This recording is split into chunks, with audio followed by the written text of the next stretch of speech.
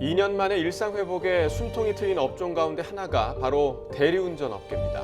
하지만 코로나 위기 이전에 날마다 채워야 했던 이른바 숙제 제도도 다시 시작되면서 대리기사들은 안전까지 위협받는다고 코로나19 하는데요. 이전 날마다 이들의 목소리를 지원해야 했던 송재인 이른바 기자가 숙제 들어봤습니다. 제도가 되살아나면서 안전까지 위협받고 있다고 합니다. 13년 차 대리운전 기사 박모 씨.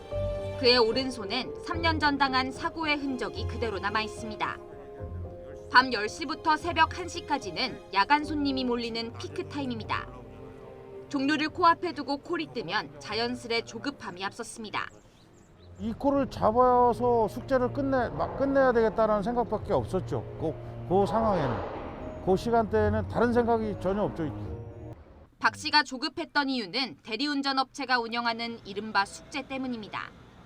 좋은 콜을 먼저 받으려면 앞서 평일 밤 10시부터 새벽 1시까지 핵심 시간대에 2개 이상 콜이나 4만 원 이상 수익을 채워야만 가능합니다. 숙제를 다하지 못하는 기사에겐 이후 목적지가 너무 가깝거나 아주 외진 목적지에 콜이 떨어집니다. 그러면 이날 영업은 물 건너간 걸로 봐야 합니다. 그 순간에 이 콜을 안 잡으면 끝난다. 오늘 영업은 이걸로 끝내야 한다. 따라서 꼭 잡아야만 한다. 이런 생각에만 사로잡히게 하는 이 제도 자체도 한 번쯤 돌아볼 필요가 있지 않냐 이렇게 강조를 했습니다. 실제로 피크타임 콜을 잡다가 예기치 못한 사고를 당한 경우가 많다고 하는데요. 이뿐 아니라 차라리 내 돈을 내고 수수료를 내고 가짜 콜을 띄워서 숙제를 채우는 경우도 있다고 합니다. 이런 사례도 이제 대리기사님 만나서 들어봤는데요. 먼저 듣고 오시죠. 사무실에 전화해가지고 얘기를 해줘요. 그렇게 숙제를 못했으니까 그 콜을 하나 띄워라. 그러면 그 기사만 잡게끔 해줘요. 그러면 수수료만 빠져나가는 거예요. 쉽게 말하면.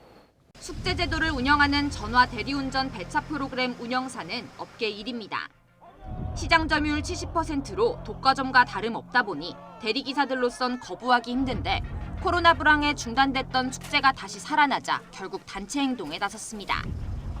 또한 숙제를 못해 새벽 거리에서 대기만 하다가 한 콜도 못하고 퇴근하는 버스 안에서 가족들의 생각을 걱정해하는 대리운전 기사들의 처참한 현실이 있다. 업계 1위로 이제 점유율도 높은 만큼 많은 대리기사분들이 그거에 이제 사용하고 있고 그렇다 보니까 단체적인 뭔가 반발 행동에 나서기는 그동안 좀 어려웠다고 해요.